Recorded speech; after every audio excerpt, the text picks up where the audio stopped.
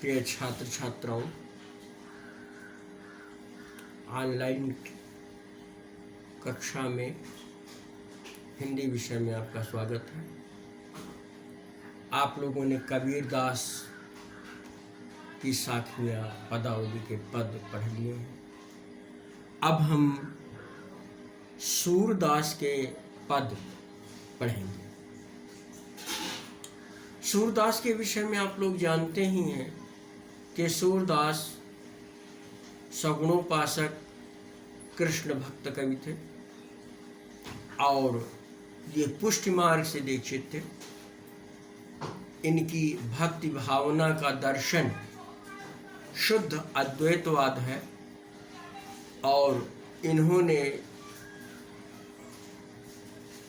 जिन पदों की रचना की है बाद में उन्हें 3 भागों में उनकी गुणवत्ता के आधार पर, उनके प्रकार के आधार पर संकलित किया गया। उन 3 कृतियों के नाम सूरसागर, साहित्य लहरी और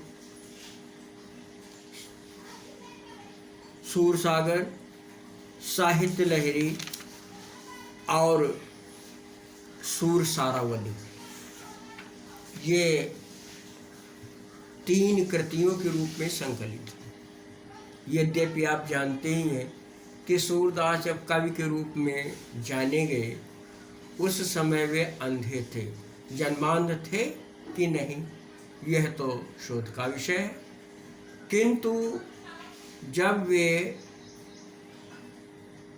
वल्लभाचार्य को मिले उस समय वो अंधे थे और इसी अंधत्व की स्थिति में कहा जाता है कि वे सड़क के किनारे जो आगरा से मथुरा को जाती है उस सड़क के किनारे बैठे हुए वे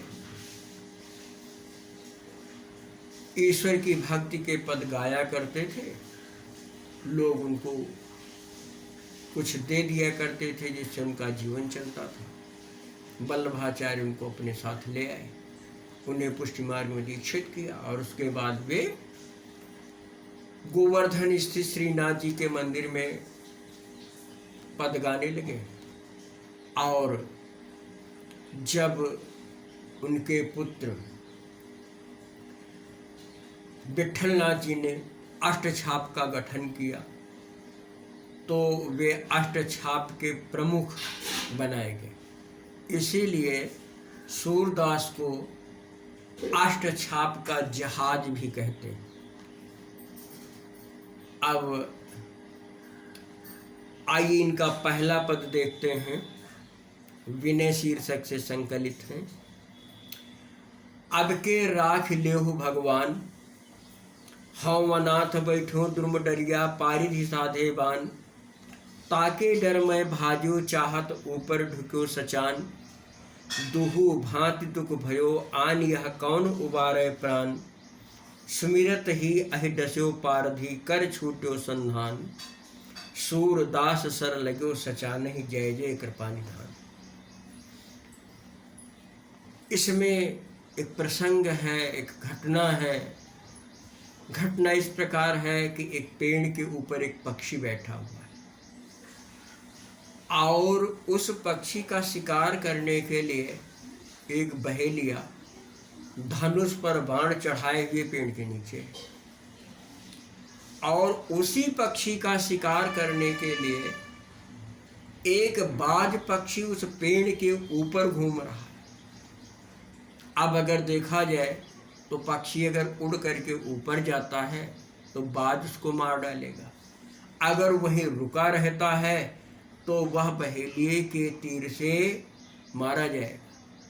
अब ऐसे में उस पक्षी ने सोचा कि हमारी तो सभी तरफ से मृत्यु है और ईश्वर से विनय करता है। वो कहता है कि हे ईश्वर अब की बार बचा लीजिए, मैं अनाथ हूँ, द्रुम माने पेड़, पेड़ की डाल पर बैठा हूँ और नीचे पारिधि माने बहेलिया व्याध बाण का संधान किए हुए खड़ा है।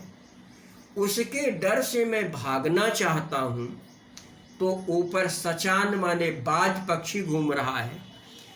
दोनों ही तरह से मेरे प्राणों को संकट है, अब मेरे प्राणों को कौन बचा सकता है।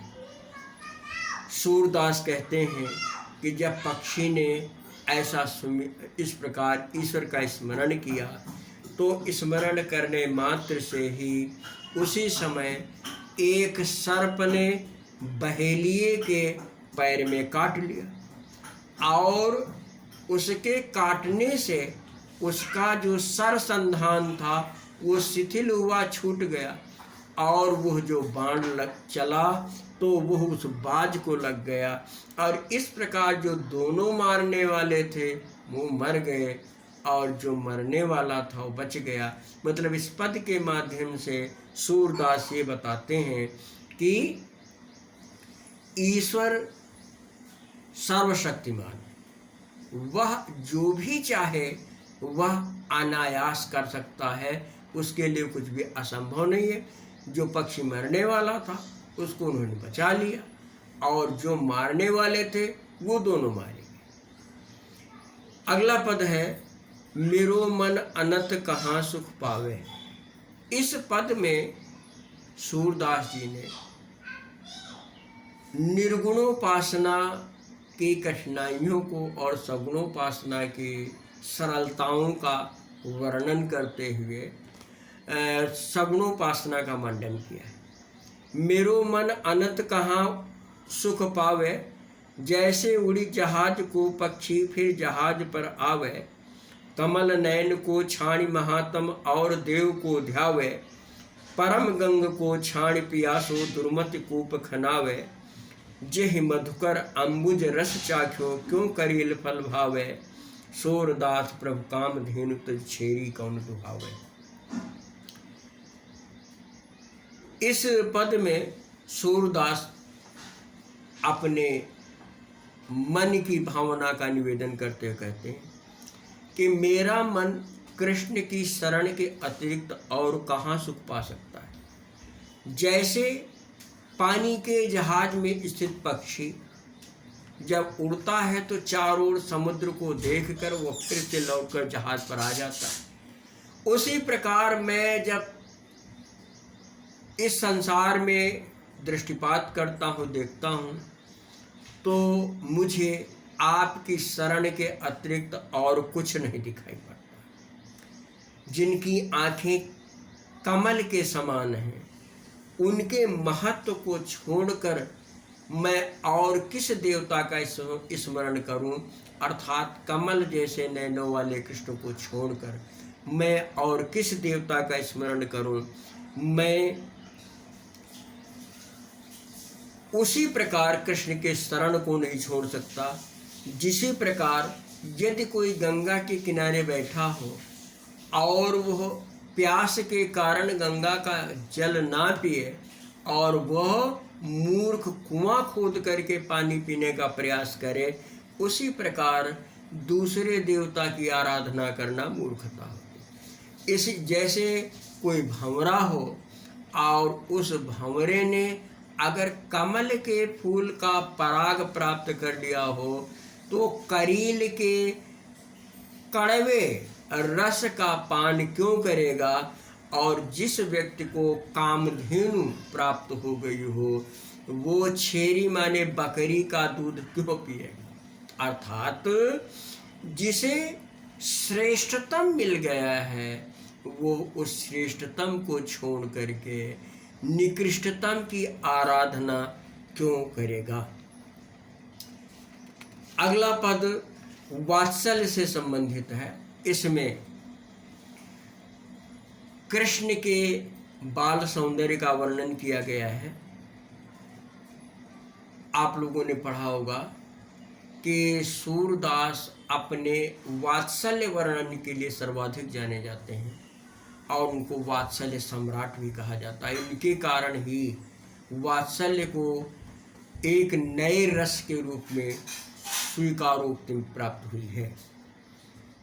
हर जू की बाल छवि कहो बरन, सकल सुख की सिंह कोट मनोज शोभा हरन। भुज भुजंग सरोज नयन बदन विधुजित लरन। रहे विवरण सलिल नव उपमा अपर दुर्धर डरन।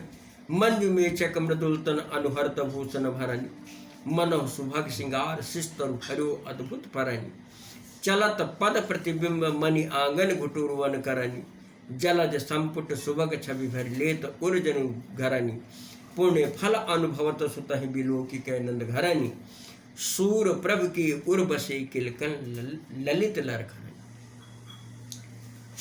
हरिजू की बाल छवि कहों पर। सूरदास कहते हैं, मैं कृष्ण के शैशवावस्था की छवि का वर्णन करता हूँ। वे संपूर्ण सुखों की सीमा है और करोड़ों कामदेवों की शोभा को भी हरण करने वाले हैं, अर्थात करोड़ों कामदेवों की शोभा से भी अधिक सुंदर है। उनके इस सुंदरता को देख करके, उनकी सुंदरता ने, उनकी भुजाओं ने भुजंगों अर्थात सर्पों को जीत लिया है।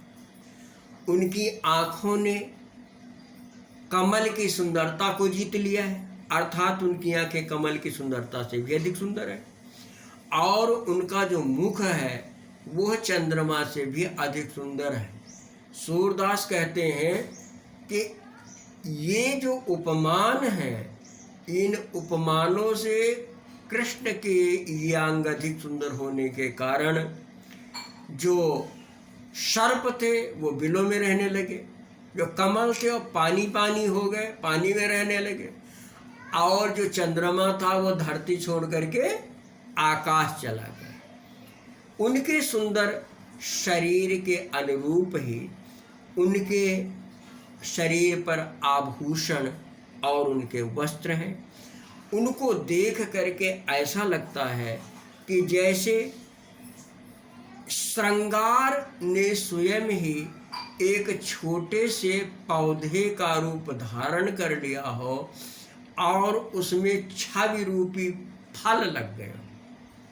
जब वे चलते हैं तो उनके जो प्रतिबिंब हैं वह आंगन में जड़ी मणियों के ऊपर पड़ने से ऐसा लगता है कि जैसे धरती माता उनकी सुंदरता को अपने हृदय में समाहित कर लेना चाहती है।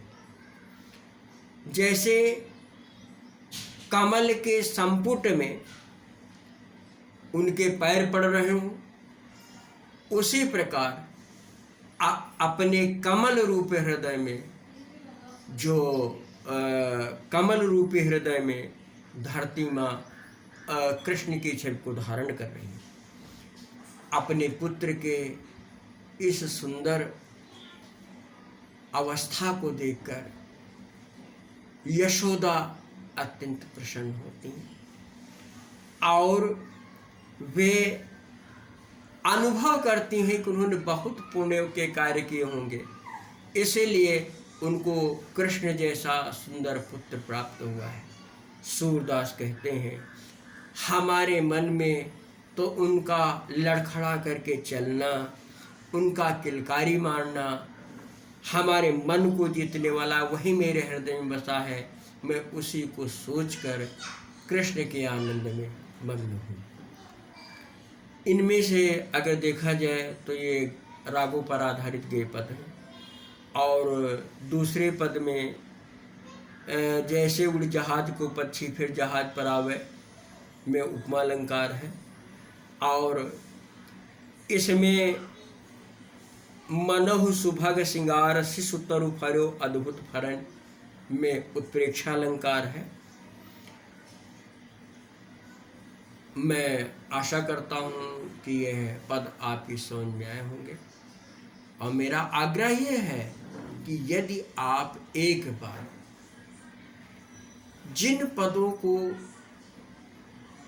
पढ़ना है उनको एक बार अगर पढ़ लिया करें, अगर उसे आप पढ़ लेंगे तो उसमें जो कठिनाई होगी उसको रेखांकित कर लें। और जब मैं उनके अर्थ बताता हूँ तो हो सकता है उसमें से वो छूट जाए। अगर वो छूट रहा है तो आप मुझसे मिल करके पुनः पूछ सकते हैं। आइए अगले बार तक के लिए हम इस क्लास से विदा लेते हैं। आप सबका यह दिन और अन्य सभी दिन शुभ हो। धन्यवाद।